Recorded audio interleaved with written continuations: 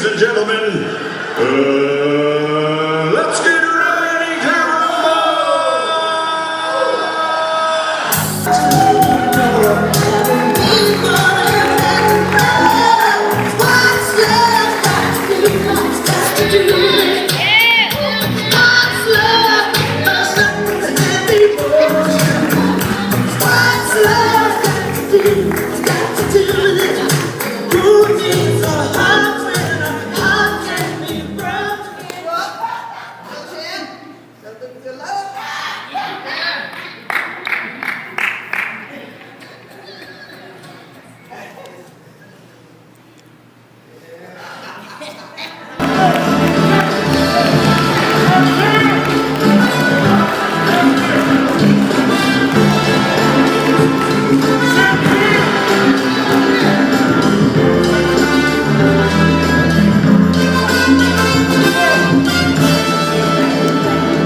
Ladies and gentlemen, welcome to City Church, where today you will be witnessing boxing history.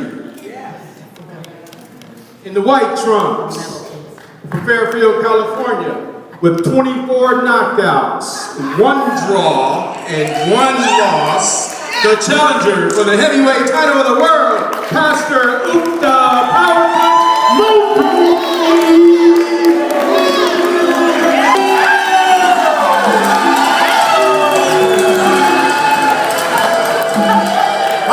The black trunks from Fairfield, California, with 36 knockouts, 0 draws, 0 defeats, the heavyweight champion of the world, Pastor Deborah Mulvey.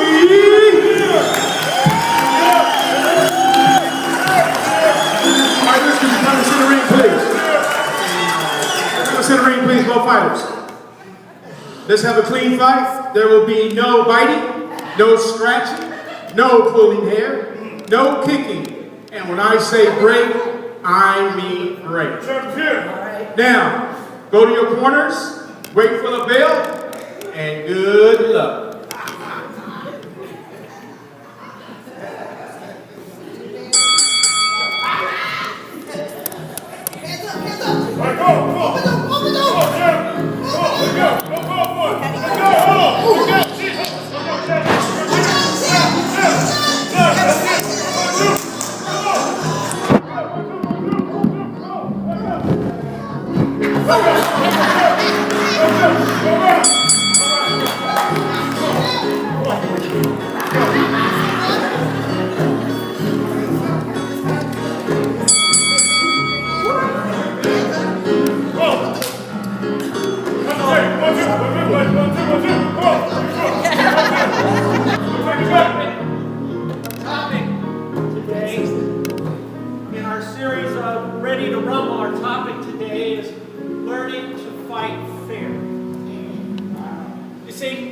Our scripture is found in Ephesians chapter 4, verse 26 and verse 27.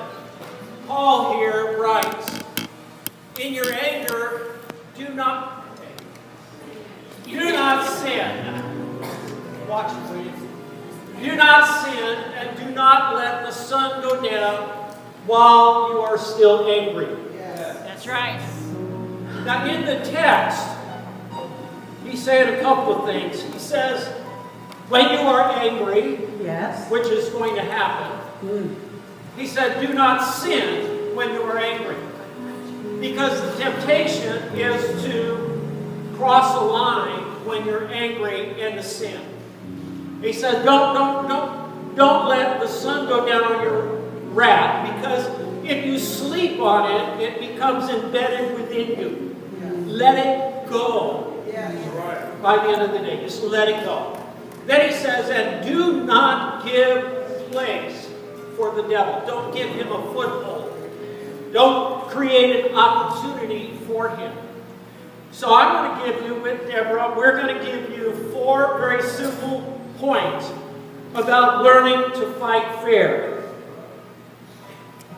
Now, of course, in 28 years of marriage, we've never made these mistakes.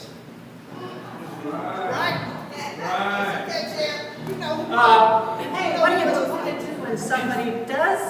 want to say they're sorry, or let's go down.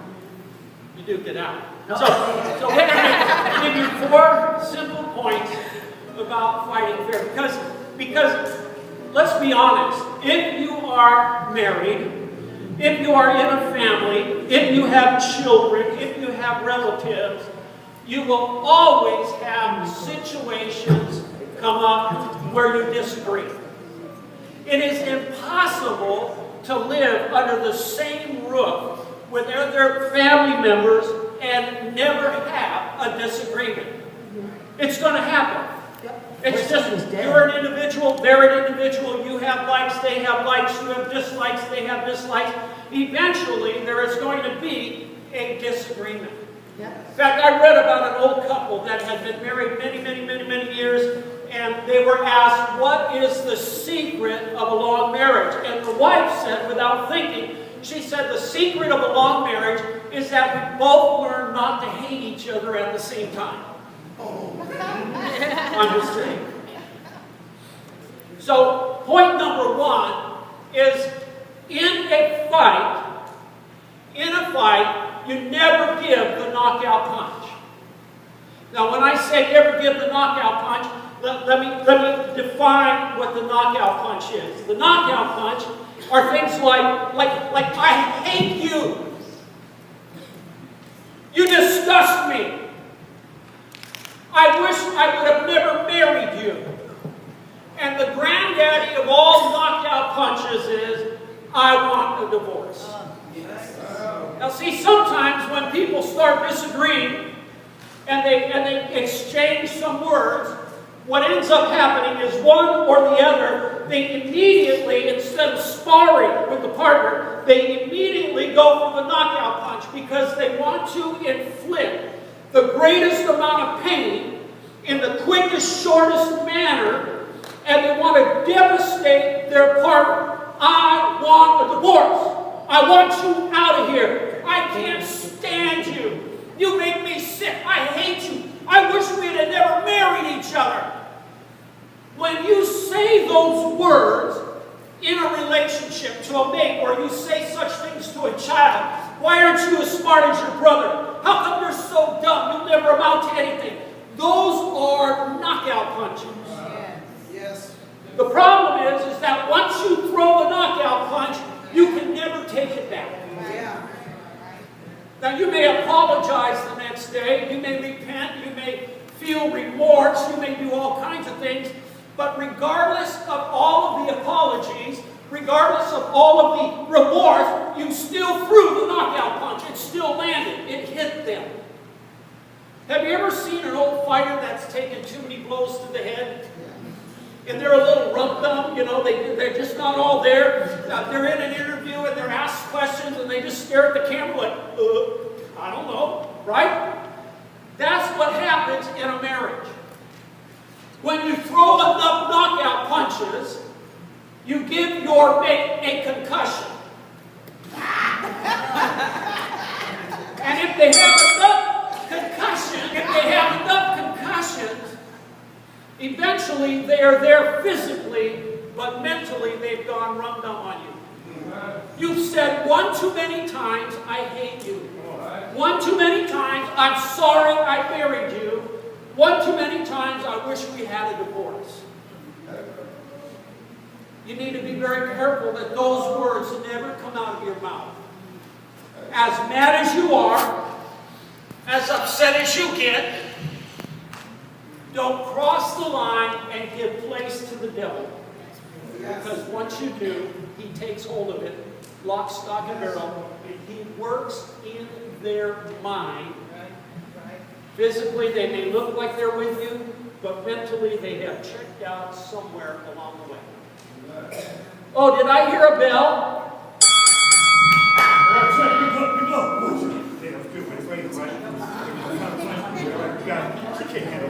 Watch this. You got nothing for her. Here we go. She's weak. She's weak. She's tired out. She's a wuss. All right.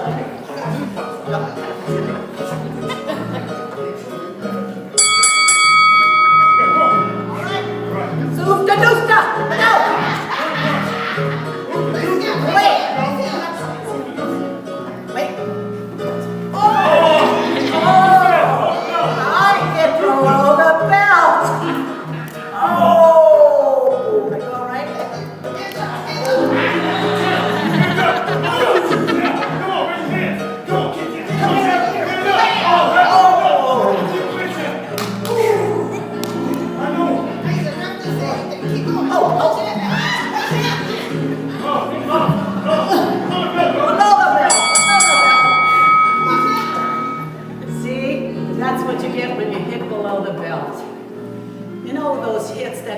you, they're meant to hurt you.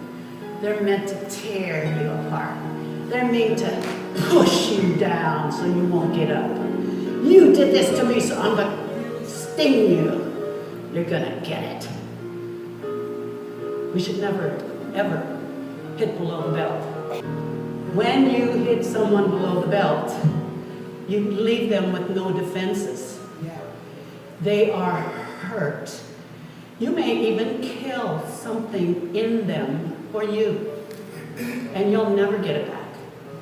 You might be married for 30 years, but they're waiting for you to die inside. But they might be acting like they're okay. So hitting someone below the belt, you're not as smart as you used to be. You know what? I think you ought to just quit calling yourself a Christian because you aren't a good example. I don't know where you got your Bible from, Cracker Jack box. You know, those kind of comments that hurt. You disgust me. You were taught to be evil, and you were never going to change. You're just going to be a tyrant all your life because you don't love me. You never loved me. I know how you are. You don't even know how to love. You see how those below the belt comments hurt? Those are the type of things like footwork. You know how we're dancing? You either get up in there and you try to get somebody with that jab or that uppercut, but then there's times when you step back and you don't go for that low blow. The low blows hurt. They hit your kidneys. They hurt your whoa! Almost blew myself up. Forgot, sorry, Lisa. You hit those places that can't recover really well. Maybe you've hit something that's just not going to bounce back, like a knee. You got to be careful on those. So don't do any. When you throw a low blow, you're picking something that your mate or your child or your relative, you're picking something that they cannot change.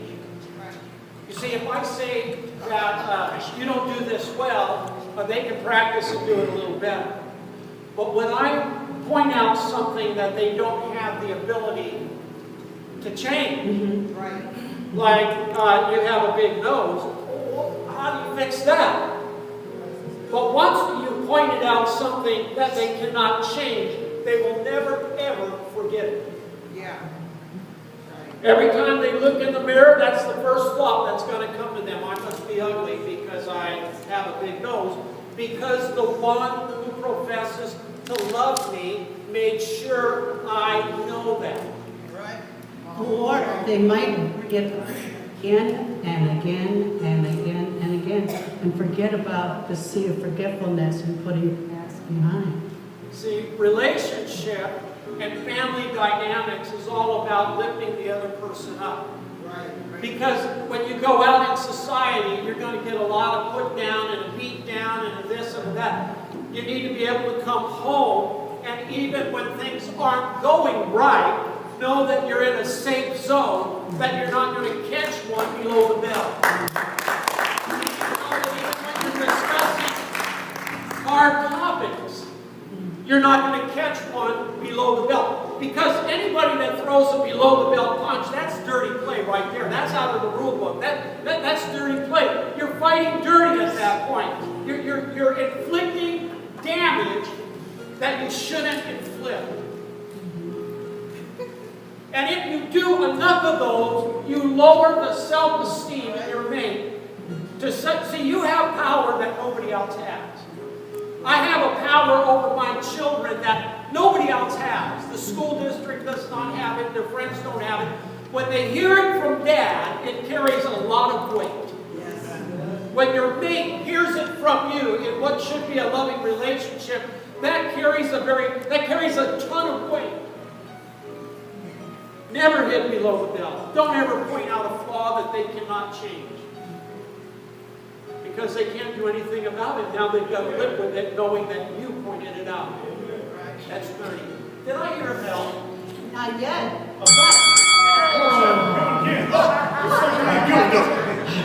Keep it up, right?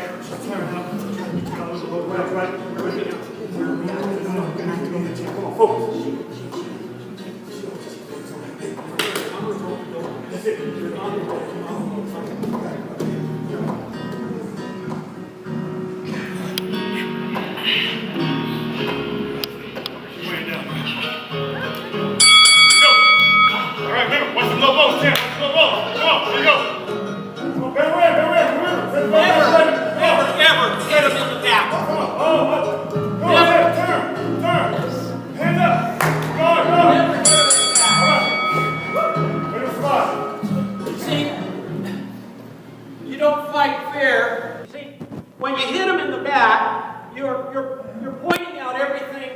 they did before.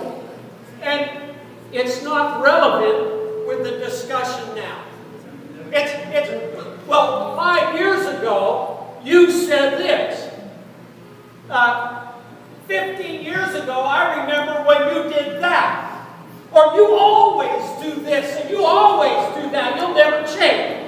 When you're hitting him in the back, you're pulling stuff from the past and you're bringing it forward to the present as though it just happened. Right. They've forgotten about it, or maybe they've tried to forget about it.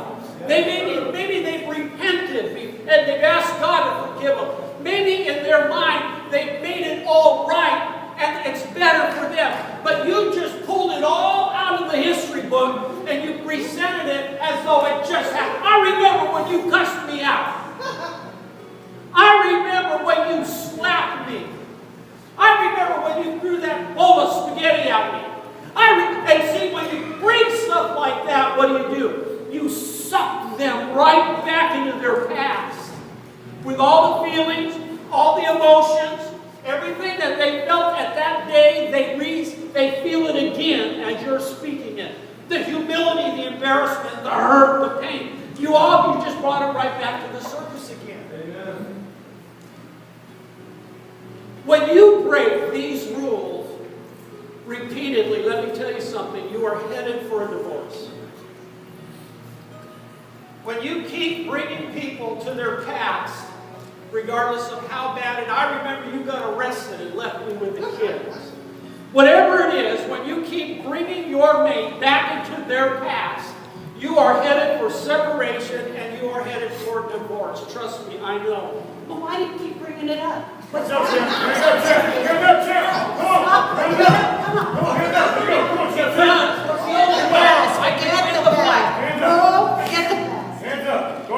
Come on. See, you do things like that in a desperation to win. Because in your mind, it's all about winning. It's not even a matter of who's right or wrong at that point. It's I've got to be the winner. And I will do anything and everything I can to win the fight. So I will hit you below the belt. I will throw any knockout punch I can.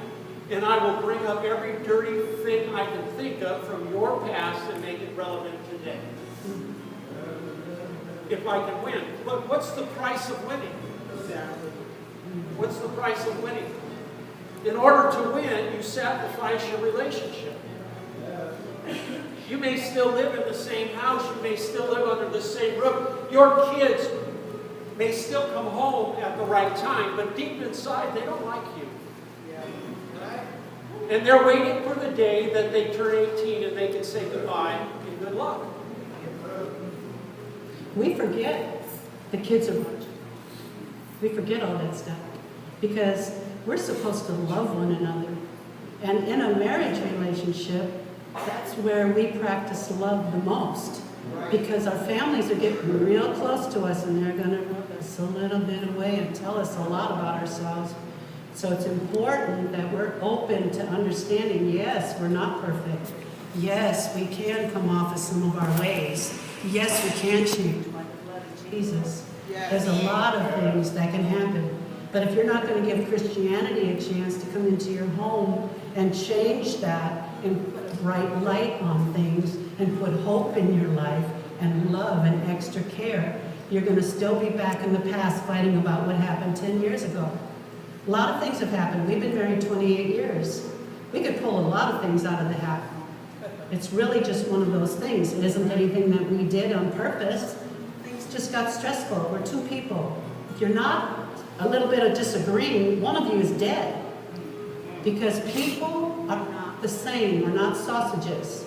We're independent, and we think on our own, and everyone has the ability and the right to live as who they are. They shouldn't be put down by anyone. You should be celebrating who God made and being better because you're together. Better as a family. Helpful to others because you're a family. And the past goes out the window.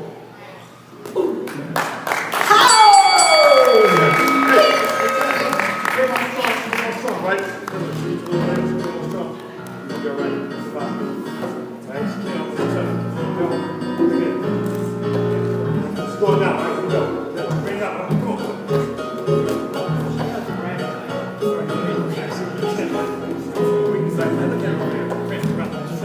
Look this up. Go, get it. Go, Chad. Look at this. Watch out. Watch out. Go, Chad. Here we go. Watch out. Watch out. Oh, shit. Oh, no. Oh, my goodness. Watch out.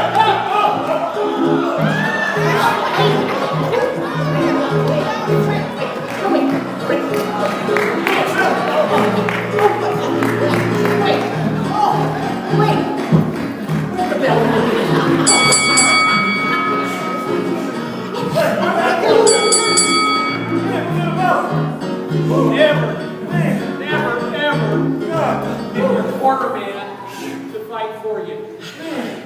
Fighter? Hey, I'm telling my mom on you. You're really gonna get it because she's gonna be so mad at you. Like, you know what? Ask the kids what you do all the time. Line the kids up, ask them, they'll tell you you're a jerk. They'll tell you. The kids know who you are. They're gonna tell you good. When you're having a disagreement, keep it between yourselves. Don't go call your mama. Don't call your mother-in-law to get him straightened out. Don't bring it to the kids. Tell the kids what a jerk dad is and get them to side with you, because when you do that, you're dividing up the family. We had an argument one time, and I don't even remember what it was about. But she decided to call our oldest son and start telling him about how wrong I was. So I happened to be walking by, and I heard her telling him how wrong I was, and I just snapped. I grabbed the phone out of her hand. I said, "She's wrong," put it on the ground, and started jumping up and down. Now talk to her. Only to go out and have to buy her another phone the next day. You never know what anybody's made of. It's hard because you want to go for reinforcements. Come on, You troops. want to suck other people into it so that you have your team, your posse with you. But when you do that, you isolate them against your mate. You get your friends to side with you and to hate on him. And that doesn't make for good relationships. When you have a disagreement or you think they're wrong, keep it between you. The only time to bring it outside of a relationship is if you're going to counseling. Can I tell you that your mother-in-law is not your counselor? Your son, your daughter, they're not your counselor. You go to somebody that you can trust, somebody that you know that they will be fair and objective, somebody that is godly, somebody that will give you some good biblical advice and coaching. That's who you go to if you're going to go to anybody. But a lot of relationships are damaged permanently because they've sucked in all the relatives. And the relatives will fuel your fire. The relatives won't let it die out. You might be ready to kiss and make up, but your mother is telling you don't because he's a jerk. A lot of relationships are destroyed because of the relatives. And if you have a blended family, never speak about the father and never speak about the mother. If you are in a married relationship and they're the single ones now, you need to encourage your children to love them because they are the mom and dad. And you need to love them and be secure enough in yourself that you can just be a special auntie or a special friend or someone very close to those children. God has gifted them to you for some reason, for a season, but let them love who they will, especially their mom and dad. So we can't turn relatives against our spouse. Like Scott said, you will be yappity yapping, and they'll be still mad because they don't get over things like you do. Next month, they're still, why are you with him? He's still doing that, isn't he? You know, you don't want to spill, as you say, your business on someone and then not expect them to remember it and look at you when you're together with an eyeball, you know, look at him. There he goes, he's going to do it again, watch it. So you got to be careful with those things. We are a blended family, and I have very strong feelings about her ex-husband. There was a day where I tried to counsel him in doing what he shouldn't do because I was the pastor of the church that they both came to. So I have a lot of strong feelings. I have some very strong feelings about my ex-wife too. But in our home, I have never said one mean thing about her ex-husband. And I have never said one mean thing about my ex-wife. My kids have never heard me speak negatively about either or. They are free to make their own judgments and to form their own opinions by what they think. I am not going to pour my hurt into them in an attempt to influence them against their other parent. That's between them and their parents. I know my lane. I don't necessarily praise them like they're all that, because they're not, but I never speak negatively about them. When you do that, sometimes it backfires on you. And your child knows as they get older that you're speaking from your own hurt. And sometimes they will resent you for putting down their mother or their daddy. So let that alone. Let that be a safe zone. They may be a jerk. They may be a beat. Can I say that, jerk? What? You said it. I already said it. I already said it. But you don't say it. You let the child figure it out. Amen? Amen? There are times, though, that when you're feeling overwhelmed and you feel like you cannot handle what's going on in your home, then you see a professional or come and see the pastor. See someone that you trust, someone that you can say things to that are not going to carry any tales or beat your story with their stories. You want someone who's going to listen and have pure judgment and pure just good thoughts for you to help you to get beyond that point. Don't stay in abuse, because abuse hurts. You don't want to sit under that. But if it's something that you are not able to manage, there's lots of people who can help you. It's just you that's afraid to go reach out and let down a little bit that you have a problem. So it's sometimes really healthy for you to do that. I did that because I did not know how to manage a stage in my life. And I went for a total year to see a professional and a Christian counselor at the same time. It was beautiful. But it brought me to a place where I was able to marry Scott because I wasn't so wounded, and bringing all that into our marriage relationship. So there's a lot of things a person can do for themselves, but don't ever send anybody else to fight your battles. Fight your own and don't be afraid. Fear does not come from God. It does not come from God. We're going to conclude. And I'm going to bring us back to the introduction. Two people will always have opportunity to disagree. If you sit here and you're saying, I don't ever disagree with anybody in my family or my mate, you're one of three things. You're either a good liar, or you've checked out and you're in zombie land.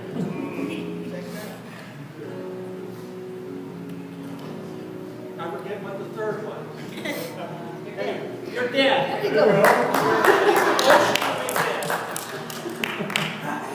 But it's like Paul said, be angry. Be angry. Being angry is not a sin.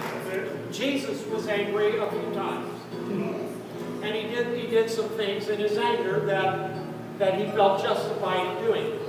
Be angry, but do not sin. Watch what you do with your anger. Do not let the sun go down on your wrath. I'm not going to talk about our brain and all of that. We went through that about a year ago. But there is something that happens in your subconscious when you go to sleep with something that big on your mind. It absorbs it into your subconscious, and you begin to live out of your subconscious. It becomes more real and more powerful the next day than it was that day. So Paul said, do not go to bed in your anger. You've got to kiss and make up.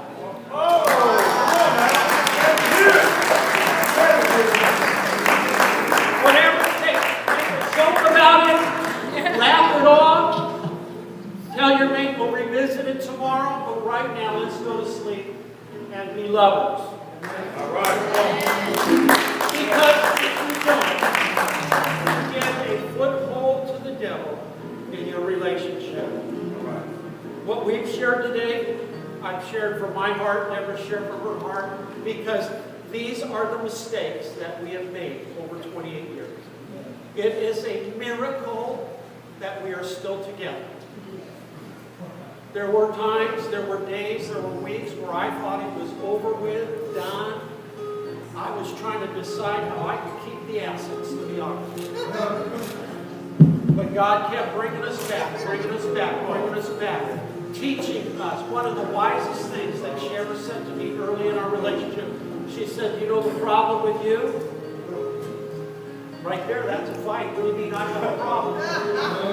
She said, the problem with you is you don't know how to fight fair. You fight dirty. I would go for the kill all the time. I have to be the winner. I'd go for the kill. I'd say whatever it took. Not knowing that I was on a fast track for divorce.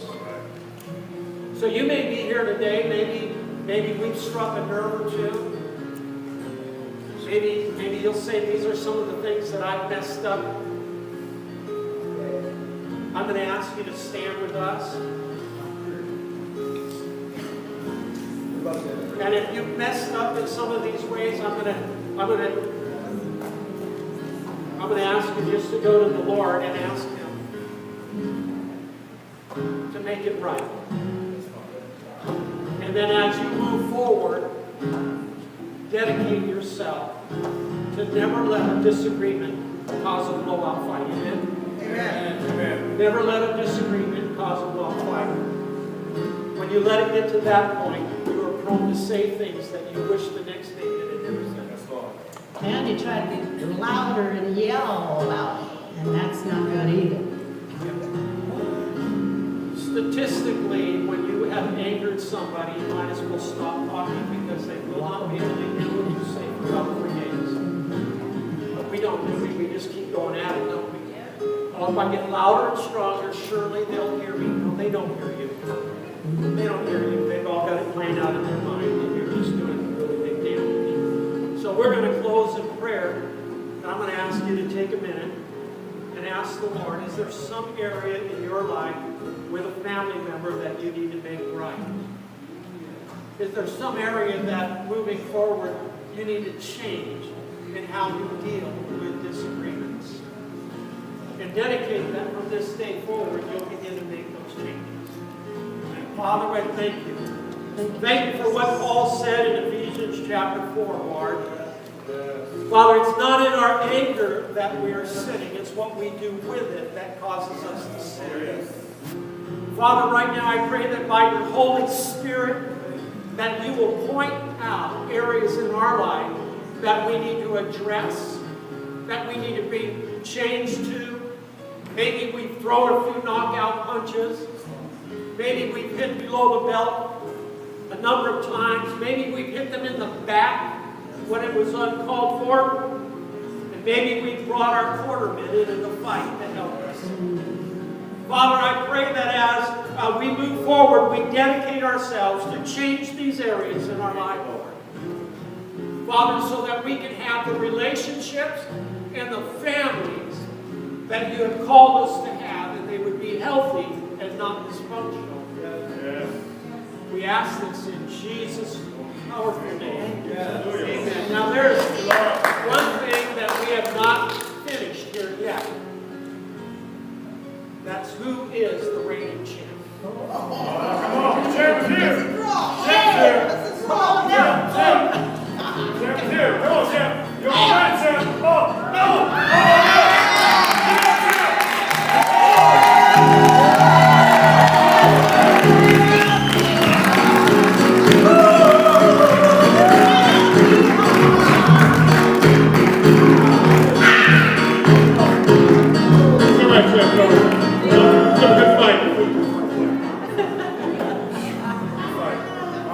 And the new champion of the world, Pastor